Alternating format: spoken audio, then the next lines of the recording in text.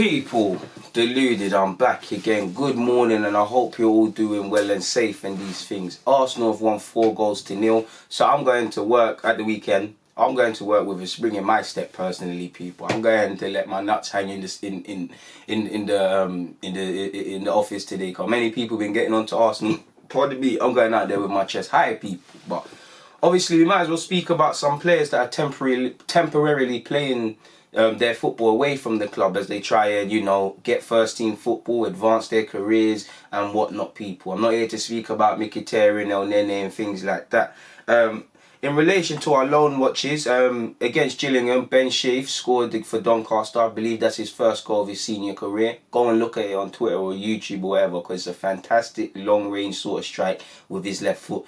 You know, by trade, he's a midfielder. When he come to Arsenal, he played as a centre-half as well as in midfield. He's played at right-back. He could personally be a very decent jack-of-all-trades in the first team, but he wants to establish himself. He's been playing primarily in midfield for Doncaster, and he's been playing quite well for them, and he's relished that midfield role. And in terms of minutes to games, going out on loan and playing games, I think he's a candidate for the most positive loan spell, because he's become a decent player within that side, and he's 21, turning 22 soon, so his future probably lies away from Arsenal. But it's all about making sure you have a career, and he's got a young brother who's at home and on loan somewhere. If they keep developing, you know, the Shea family will have something to, well, they already have something to be proud of, but something to be proud of in a couple of years, because both their sons would be fully fledged professional footballers. So he done all right. Tyrese John-Jules didn't play for Lincoln. He's carrying a minor toe injury, allegedly. So Tyrese John-Jules FC will back next week, and hopefully it's nothing too serious.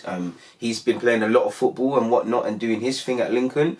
Emil Smith-Rowe for Huddersfield only got around 15 odd minutes.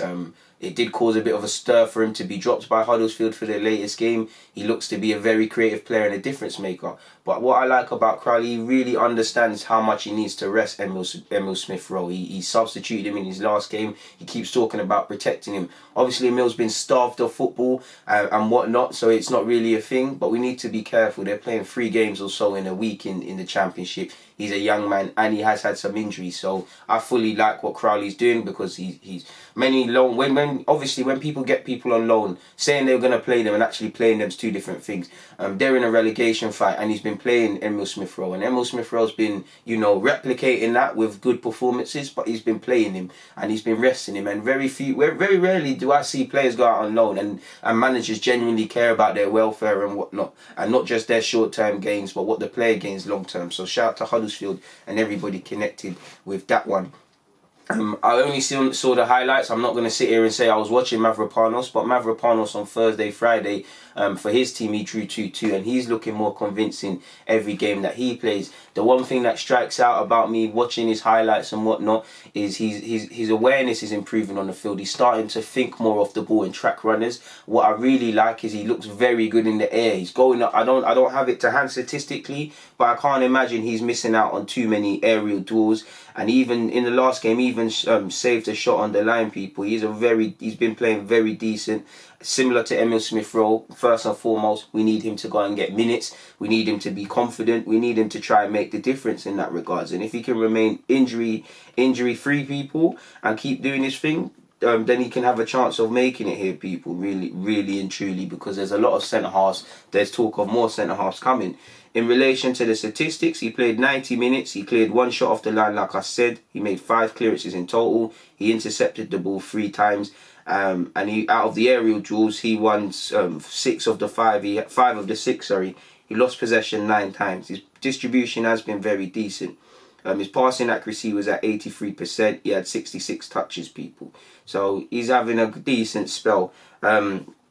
Moving away from that, Saliba's side lost 3-2, people, and I don't feel Saliba was terrible, but the whole team, especially the defence, let themselves down for the 3 goals they conceded.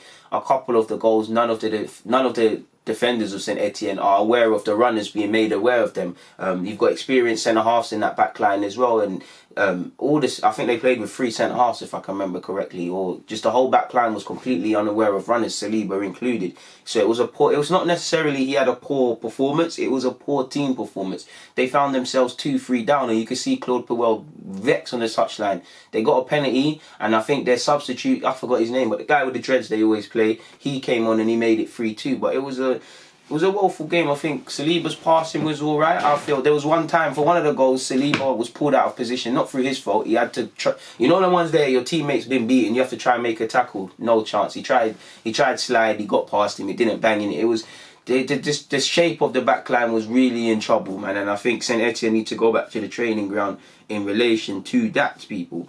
But in relation to Saliba, end of the day, he got 90 minutes. He made 2 clearances. He had 1 block. He had 1 interception. He had 3 tackles. In terms of the ground, his duels that he won 6 of 7. In the air, he won 5 of 7. He lost the ball 8 times. He had 85 touches. His passing accuracy was at 92%. He attempted 4 long balls and made 3 of them. And he also attempted 3 dribbles, successfully completing them. And we know that's what we need to do with him. We need him to get more experience every game that he plays.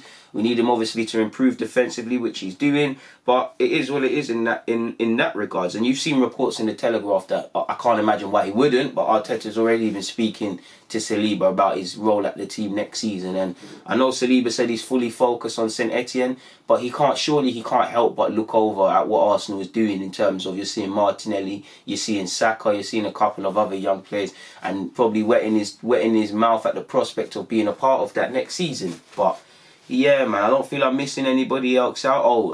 I never watched it. I have no highlights or no information to hand. But I think our young centre-half, under 23s, Joseph Olewu, who went on loan to Cork City, he made his debut in Ireland. Again, I have no information to bring you on that apart from that statement. But that's all I can do. That's all I can do, people.